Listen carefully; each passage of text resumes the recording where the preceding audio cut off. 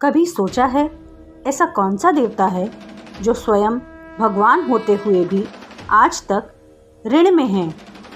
कौन है वो जो धरती पर चट्टान बनकर आज भी लाखों भक्तों की पुकार सुनते हैं? क्यों हर दिन लाखों लोग बाल कटवाकर, सोना चढ़ाकर, अश्रु बहाकर उस मंदिर की सीढ़ियाँ चढ़ते हैं?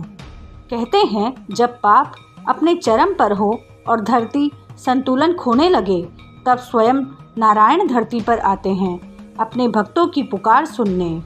आज हम जानेंगे वो कथा जो बताती है कि कैसे भगवान विष्णु ने तिरुपति पर्वत पर बालाजी के रूप में वास किया और क्यों आज भी हर दिन लाखों लोग उस मंदिर में दर्शन के लिए आते हैं।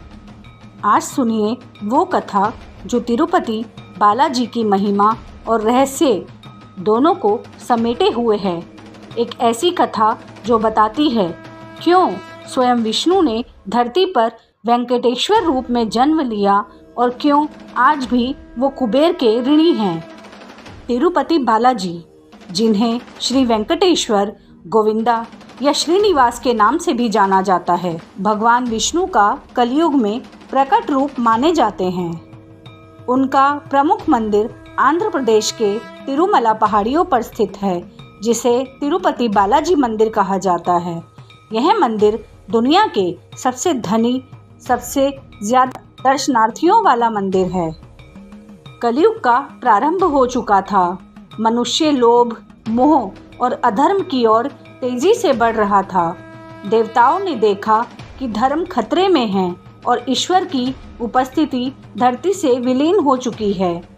देवराज इंद्र, ब्रह्मा, शिव और अन्य देवता एकत्र होकर श्री हरि विष्णु के चरणों में पहुँचे और उनसे कहा, हे नारायण, धर्म क्षीण हो रहा है, भक्त रो रहे हैं पर उन्हें आपका मार्गदर्शन नहीं मिल रहा, कृपया धरती पर अवतार लीजिए। भगवान विष्णु ने शांत मुस्कान के साथ कहा, मैं स्वयं धरती पर उतरूंगा, परंतु समय आने पर, और जहां उतरूंगा वहीं मैं सदा वास करूंगा अपने भक्तों के बीच। कुछ समय पश्चात भगवान विष्णु ने श्रीनिवास रूप में अवतार लिया और दक्षिण भारत के शेषाद्री पर्वत यानी तिरुमला पर्वत में वास किया। उन्होंने पुष्करिणी सरोवर के तट पर एक गुफा में प्रवेश कर तपस्या प्रारंभ की। यह वही स्थान था जहां कभी आदिशेष शेषनाग ने तप किया था और इसलिए इस पर्वत को शेषाद्री कहा गया है। उधर देव ऋषि नारद ने जानबूझकर एक विवाद खड़ा किया। उन्होंने लक्ष्मी जी को बताया कि विष्णु जी ने बिना उनकी अनुमति के धरती पर अवतार लिया है। लक्ष्मी जी दुखी होकर वैकुंठ छोड़कर पृथ्वी पर उतर आई और छिपकर एक वन में तप करने लगी। श्रीनिवास को जब ज्ञात हुआ, वे भी भीतर से व्यवस्थित हो गए, परंतु उनका कार्य अधूरा था। और एक दिन श्रीनिवास जंगल में विचरण कर रहे थे, तभी उन्होंने एक सुंदर कन्या को देखा जो राजा आकाशराज की पुत्री थी। नाम था पद्मावती, जो भूदेवी का अंश थी। श्रीनिवास को पहले ही दृष्टि में प्रेम हो गया। उन्होंने राजा से विवाह का प्रस्ताव भेजा। राजा चिंतित हुए। एक तपस्वी युवक राजा की कन्या से विवाह कैसे करेगा और विवाह का खर्च, सम्मान उसका क्या? तब श्रीनिवास पहुँचे भगवान कुबेर के पास। हे धनाध्यक्ष, मुझे विवाह हेतु धन चाहिए। भगवान कुबेर ने मुस्कुराकर कहा, मैं तुम्हें संपूर्ण विवाह का खर्च दूंगा, लेकिन एक शर्त है, जब तक ये ऋण नहीं चुकाते तुम लक्ष्मी जी से नहीं मिल सकते।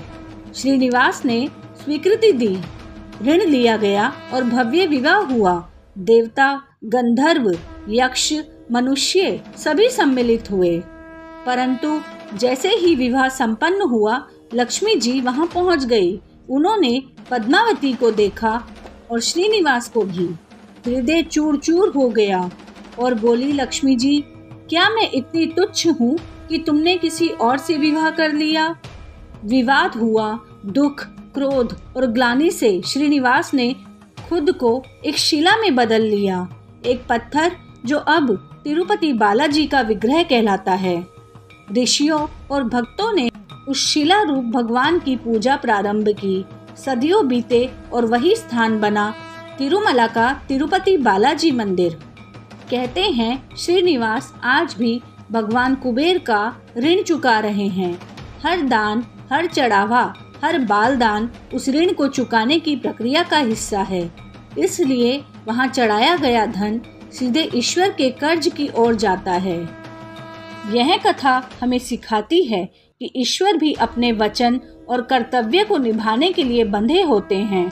वे भक्तों के लिए पत्थर बन सकते हैं, स्वयं ऋण ले सकते हैं, लेकिन छोड़ते नहीं। आज भी तिरुपति बालाजी की आंखें बंद है, पर उनका हृदय आज भी भक्त के लिए खुला है। गोविंदा गोविंदा, श्री वेंकटेश्वराय नमः।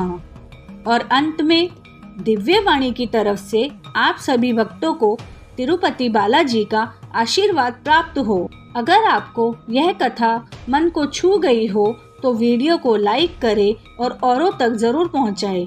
जय बालाजी।